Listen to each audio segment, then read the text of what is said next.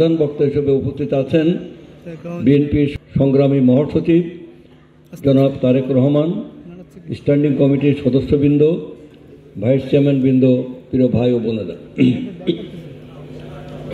আমরা একটা অন্ধকার যুগ থেকে, একটা ঘনঘোর অন্ধকার যুগ থেকে আমরা একটি আলোর পথে অগ্রসর হয়ে চলেছি। গত 16 বছর এবং 18 বছর 2006 সালের শেষের থেকে 2007 থেকেই আমাদের দেশে যে ভয়ঙ্কর সন্ধ্যা অন্ধকার নেমে এসেছিল, এই যুগকে একটা বন্ধা যুগ, একটা অন্ধকার যুগ, একটা লুটপাটের যুগ, একটা অত্যাচার নির্যাতনের যুগ আমরা চিহ্নিত করতে পারি। এবং বর্তমান যুগ একটা নতুন জাগরণের যুগ এসছে, এটা আমরা নতুন রেনেসাঁর সাথে তুলনা করতে পারি, একটা নবজাগরণের সাথে তুলনা করতে পারি।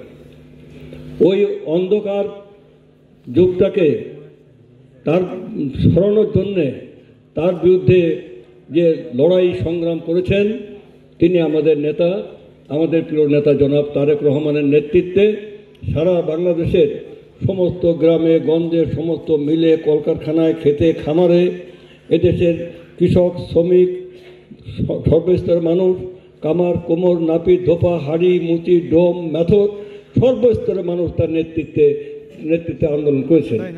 আমরা অসীম আত্মত্যাগ করেছি।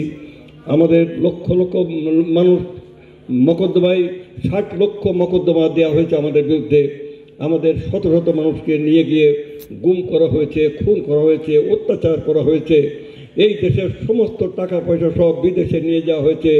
রাষ্ট্রীয় এবং সাংবিধানিক প্রতিষ্ঠানগুলোকে ধ্বংস করে একটি ভয়ঙ্কর ফ্যাসিবাদের জন্ম দিয়েছে, যে ফ্যাসিবাদ হিটলার, মুসলিনি, নমরুদ, ফেরাউন, হালাকু খা, চঙ্গিস খা এবং সর্বশেষ যিনি বাকশাল গঠন করে এই দেশে একত্রিত করেছেন, সবাইকে পরাজিত করে তিনি এই দেশে এক ফ্যাসিবাদের জন্ম দিয়েছিলেন। তার বিরুদ্ধে লড়াই করতে করতে এক পর্যায়ে আমরা আজকের এই মুক্ত বাংলাদেশে এসেছি। অনেকে বলেন যে তারেক রহমান সাহেব তিনি যদি শুধু বিদেশ থেকে নেতৃত্ব দিচ্ছেন। আমি গত কয়েকদিন এই কথাটা নিয়ে আমি নিজে চিন্তা করে দেখলাম, তারেক রহমান সাহেব কোথায় আছেন সেটা বড় কথা, তিনি বাংলাদেশের সমস্ত জনগণের সাথে আছেন।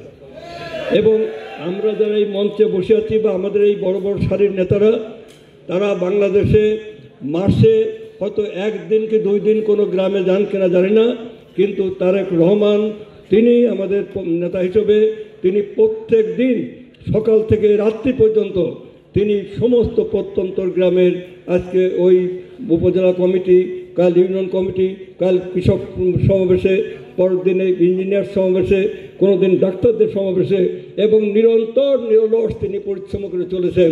এবং তার এই নিরলস পরিশ্রমের মাঝ দিয়ে এখন যে বক্তব্যগুলো তিনি উপস্থাপন করছেন, সেটাই আগামী দিনের বাংলাদেশের ভিশন। আমি মনে করি যে তারেক রহমানের নেতৃত্বে এই বাংলাদেশের সরকার গঠন করবে এবং আগামী 25 সালের ডিসেম্বর মাসের মধ্যে দেশে নির্বাচন হবে এবং বাংলাদেশে বিএনপি রাষ্ট্র ক্ষমতায় যাবে। আমি এই কথাটি আমি এই ভবিষ্যৎবাণী করে গেলাম। আশা করি 1-2 মাস এদিক ওদিক হতে পারে, কিন্তু এর বেশি ব্যত্যয় ঘটবে না। আমি আপনাদের সবাইকে আমাদের নেতার বক্তব্য শোনার আহ্বান জানিয়ে, এবং আমি আর আমার বক্তব্য বাড়াবো না।